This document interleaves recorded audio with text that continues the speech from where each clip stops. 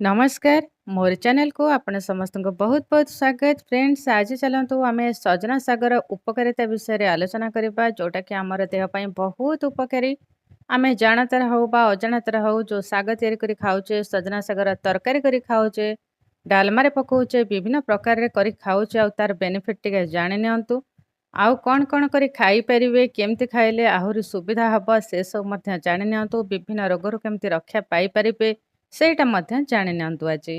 ଆଉ ଏଇଟାକୁ ସାଙ୍ଗମାନେ ନିଶ୍ଚୟ କାମରେ ବ୍ୟବହାର କରିବେ। ଖାଲି ଭିଡ଼ିଓ ଦେଖିଲେ ହେବ ନାହିଁ। ସାଙ୍ଗମାନେ ଆପଣମାନେ ଏସବୁ ଜିନିଷକୁ ଫଲୋ କରନ୍ତୁ। ଆଜିକାଲି ଯେତେ ସବୁ ରୋଗ ହେଲାଣି ସେଥିପାଇଁ ସଜାଗ ରୁହନ୍ତୁ, ସତର୍କ ରୁହନ୍ତୁ, ନିଜକୁ ସୁସ୍ଥ ରଖିବା ପାଇଁ ଚେଷ୍ଟା କରନ୍ତୁ। ସଜନା ଶାଗରେ ଭରପୁର ମାତ୍ରାରେ କ୍ୟାଲସିୟମ, ପ୍ରୋଟିନ୍, ଭିଟାମିନ୍ ସି ଆଉ ଫାଇବର ରହିଛି। ଅନ୍ୟ ଜିନିଷ ତ ବହୁତ କିଛି ଅଛି, ସେସବୁ ତ ଯଦି କହି ବସିଲେ ଭିଡ଼ିଓ ବହୁତ ଲଙ୍ଗ ହେଇଯିବ। ତେବେ ଚାଲନ୍ତୁ ତାର ଉପକାରିତା ପ୍ରଥମେ କହିନେବା। ପ୍ରଥମ କଥା ହେଉଛି କୋଲେଷ୍ଟ୍ରଲକୁ ନିୟନ୍ତ୍ରଣ କରେ। ପୁରା 100% କାମ କରିବ। ଯଦି କୋଲେଷ୍ଟ୍ରଲ ଲେବୁଲ ଅଧିକ ରହୁଛି ତ ପ୍ରତ୍ୟେକ ଦିନ ଗୋଟେ ଚାମଚ ସଜନା ପତ୍ର ରସ ନିଶ୍ଚୟ ପିଅନ୍ତୁ ପାଣି ସହିତ ମିଶେଇକି। ଯଦି ଥାଇରଏଡ୍ ରହିଛି ତାହେଲେ ପ୍ରତ୍ୟେକ ଦିନ ଏହାକୁ ବ୍ୟବହାର କରନ୍ତୁ। ଏକାଥରକେ 5-7 ଦିନ ପାଇଁ ତୋଳି ଆଣନ୍ତୁ, ତାକୁ ଫ୍ରିଜରେ ରଖି ନିଅନ୍ତୁ।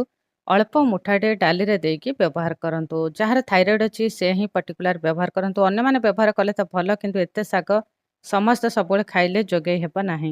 ତେଣୁ ଯାହାର ରୋଗ ଅଛି ସେ ନିଶ୍ଚୟ ବ୍ୟବହାର କରନ୍ତୁ, ସୁସ୍ଥ ରୁହନ୍ତୁ। ହାଇ ବିପିକୁ ସଜନା ଶାଗ ବହୁତ ମାତ୍ରାରେ କଣ୍ଟ୍ରୋଲ କରେ। ଆପଣମାନେ ଯେତେ ବି ମେଡ଼ିସିନ ଖାଆନ୍ତୁ କିନ୍ତୁ ତା ସହିତ ସଜନା ଶାଗ ନିହାତି ୟୁଜ୍ କରନ୍ତୁ। ଆଉ ଆମ ହାଡ଼କୁ ମଧ୍ୟ ସଜନା ଶାଗ ବହୁତ ମଜବୁତ କରେ। ସଜନା ଶାଗରେ ବହୁତ ପରିମାଣର କ୍ୟାଲସିୟମ ରହିଛି। ମାନେ ଏମିତିକି କୁହାଯାଏ ପ୍ରୋଟିନ୍ ଆଉ କ୍ୟାଲସିୟମର ପୁରା ଗନ୍ତାଘର ହେଉଛି ସଜନା ଶାଗ। ମାନେ 100 ଗ୍ରାମ ସଜନା ଶାଗରେ 5 ଗ୍ଲାସ କ୍ଷୀର ସମାନ କ୍ୟାଲସିୟମ ଅଛି ବୋଲି ମଧ୍ୟ କୁହାଯାଏ। ଆଉ ଲେମ୍ବୁ ମାନେ ଆପଣମାନେ ଯଦି ଲେମ୍ବୁ ଖାଇବେ ଯେତିକି ଭିଟାମିନ୍ ସି ପାଇବେ, ସଜନା ଶାଗ ଖାଇଲେ ମଧ୍ୟ ତାଠୁ ବେଶୀ ଭିଟାମିନ୍ ସି ପାଇବେ। ତେଣୁ ସଜନା ଶାଗକୁ ନିଶ୍ଚୟ ବ୍ୟବହାର କରନ୍ତୁ। ମହିଳାମାନେ ତ ଗର୍ଭାବସ୍ଥାରେ ନିଶ୍ଚୟ ସଜନା ଶାଗ ଖାଆନ୍ତୁ। ଏହାକୁ ଖାଇଲେ ଏନିମିଆ ହେବାର ଚାନ୍ସ ବି ନଥାଏ। ଯଦି ପିଲାକୁ ସ୍ତନ୍ୟପାନ କରାଉଛନ୍ତି ସେହି ସମୟରେ ମଧ୍ୟ ଖାଆନ୍ତୁ, କିନ୍ତୁ ରିସେଣ୍ଟ ନୁହେଁ, ଟିକେ ପରେ ମାନେ ମାସେ 2 ମାସ ପରେ, କାହିଁକିନା ସଜନା ଶାଗ ଭଲରେ ହଜମ ହୁଏ ନାହିଁ। ଏଥିରେ ଏତେ ପରିମାଣର ପ୍ରୋଟିନ୍, ଭିଟାମିନ୍ ସି ଭରପୁର ଅଛି ମାନେ ଆପଣମାନେ ଭାବି ପାରିବେନି। ମାନେ ଏମିତି କହିବାକୁ ଗଲେ ପୁରା ସ୍ୱାସ୍ଥ୍ୟକୁ ସନ୍ତୁଳିତ କରି ରଖିବାର ଶକ୍ତି ମଧ୍ୟ ଏହି ସଜନା ଶାଗରେ ରହିଛି, କିନ୍ତୁ ଆମେ ସେଟା ଜାଣେ ନାହିଁ। ଆମର ପାଚନ ତନ୍ତ୍ରକୁ ମଧ୍ୟ ସେ ଠିକ୍ ରଖେ, ରୋଗ ପ୍ରତିରୋଧକ ଶକ୍ତିକୁ ବହୁତ କିଛି ବଢ଼େଇ ଦିଏ। ତାପରେ ଏହାର କିଛି ସାଇଡ୍ ଇଫେକ୍ଟ ହିଁ ନାହିଁ। ତେଣୁ ଆପଣମାନେ ନିଶ୍ଚୟ ଖାଆନ୍ତୁ। ବାକି ରହିଲା କେବଳ ଏ ସଜନା ଶାଗ ହଜମ ଭଲ ହୁଏନି, ସେଥିପାଇଁ ଅଧିକ ପରିମାଣରେ ଜମା ସଜନା ଶାଗ ଖାଆନ୍ତୁ ନାହିଁ। ମାନେ ଏକାଥରକ ଅଧିକ ଖାଆନ୍ତୁ ନାହିଁ।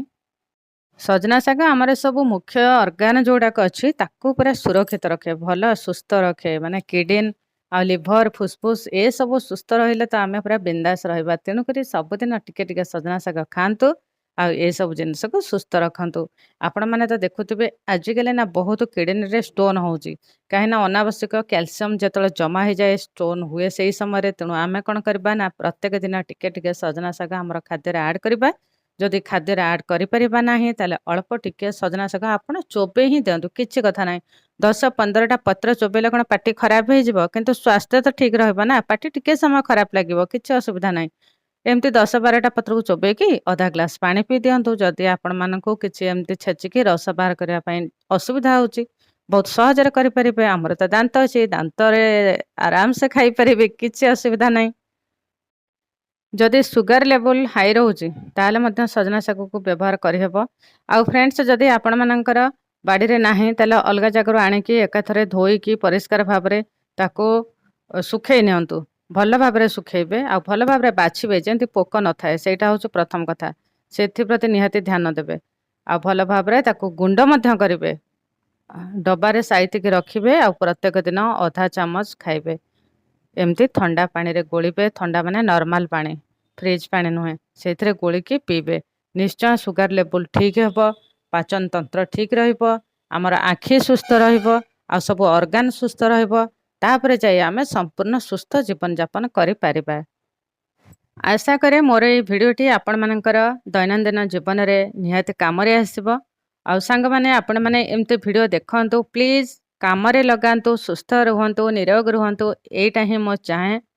ଆଉ ଫ୍ରେଣ୍ଡସ୍ ନିଶ୍ଚୟ ଗୋଟେ କମେଣ୍ଟସ୍ ଦିଅନ୍ତୁ। ଆଉ ଯଦି ମୋର ଭିଡ଼ିଓ ଆପଣମାନଙ୍କ ହୃଦୟକୁ ଛୁଏଁ ତାହେଲେ ନିଶ୍ଚୟ ସବସ୍କ୍ରାଇବ୍ କରନ୍ତୁ। ପାଖରେ ଥିବା ଯେଉଁ ଘଣ୍ଟି ଚିହ୍ନ ଅଛି ତାକୁ ଦବାଇବାକୁ ଜମା ଭୁଲନ୍ତୁ ନାହିଁ। ଭିଡ଼ିଓ ଦେଖୁଥିବାରୁ ଧନ୍ୟବାଦ।